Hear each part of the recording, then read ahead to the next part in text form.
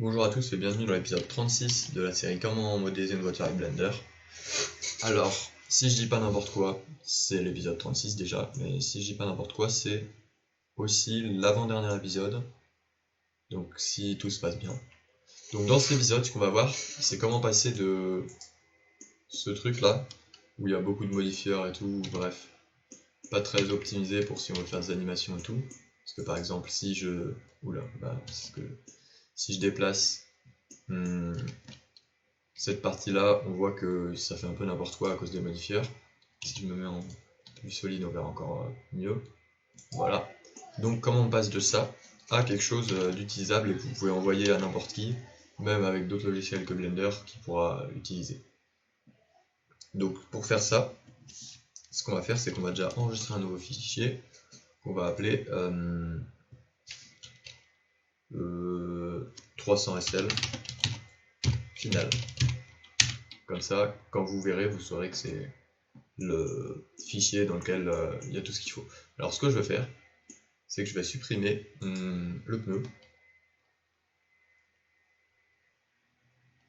Je vais juste, pour être sûr, mettre mon curseur au bon endroit, supprimer le pneu et supprimer tous mes empties que j'avais fait. Donc ça, je ne sais pas si vous les avez fait, surtout que je l'ai fait sans vous ça.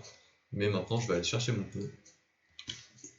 Je vais copier les deux objets. Non, ce que je vais faire, c'est que je vais je vais appliquer tous les modifieurs. Donc pour ça, je sélectionne mes deux objets de pneus. Et je vais faire Convert to Mesh.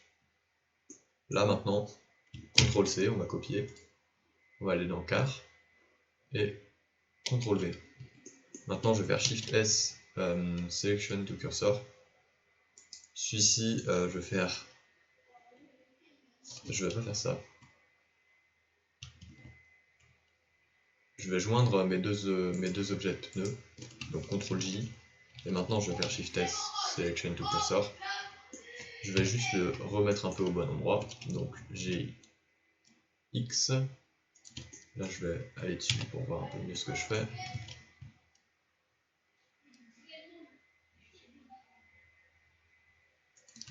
Je vois pas trop ce que j'ai fait, mais là, ça m'a l'air à peu près bon. Et maintenant, ce qu'on va faire, c'est qu'on va appliquer tous nos modifieurs. Pour ça, on sélectionne tout. Et comme je vous ai dit, Convert to Mesh from Curve. Et donc là, ça va convertir tout en mesh. Et ça va appliquer tous nos modifieurs. Donc là, si on sélectionne n'importe quoi, on voit qu'on n'a plus aucun modifieur. Donc ça, c'est pas mal. Maintenant, ce qu'on va faire, c'est qu'on va cacher les roues. Et on va joindre tous les autres objets. Maintenant, donc on sélectionne tous les objets et on va faire CTRL J. Maintenant, on n'a qu'un seul objet. Et si on rentre dedans, on voit qu'il est quand même assez dense, j'imagine. Oh, pas tant que ça. Ouais, mais j'ai mis que 2 niveaux de subdivision. Donc voilà, donc là on a notre mesh qui est fini. Et donc là, si on remet les roues, ce qu'on va faire, c'est qu'on va aussi joindre les jantes et les logos et tout, pour avoir juste un objet de roue. Donc là, normalement, on n'a plus que deux objets. Un objet qui est ici, qui est roue, qu'on va remonter. Et un objet qui doit être là-dedans, qui est carrosserie. Et donc ce qu'on peut faire, c'est qu'on peut supprimer toutes les collections, qui servent du coup plus à rien.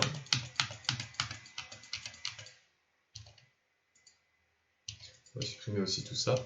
Et on va supprimer tous les autres trucs, donc le base mesh on n'a plus besoin. Le truc des jantes on n'a plus besoin.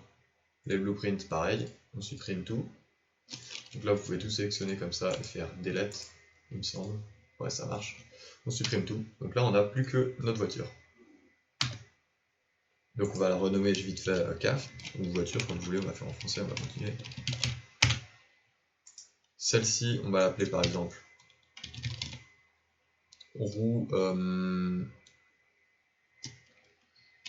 avant gauche, donc roue AG. Et donc ensuite là, je vais vous expliquer un truc. Vous pouvez mettre votre roue dans une collection, vous allez appeler par exemple roue. Et maintenant vous pouvez faire Shift A et Add Collection Instance et vous allez sélectionner roue.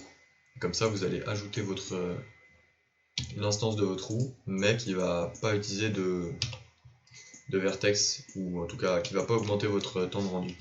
Donc ça, vous pouvez faire soit ça, donc ça va pas augmenter votre temps de rendu et après vous le mettez là où vous voulez. Donc c'est assez utile pour certains rendus. Mais moi, je vous conseille quand même, si vous avez un PC qui tient un peu la route, de vraiment dupliquer la roue, de la décaler vers l'arrière et de la replacer là où vous voulez. Donc en l'occurrence ici. Et ensuite, ce que je vais faire pour les mettre de l'autre côté, c'est que je vais mettre mon curseur à l'origine, donc Shift S pour faire apparaître ce petit menu. Vous allez dupliquer vos deux roues, donc Shift D. Maintenant là vous allez mettre 3 des curseurs et vous faites SX-1 et CTRL A, Scale. Et pareil pour lui.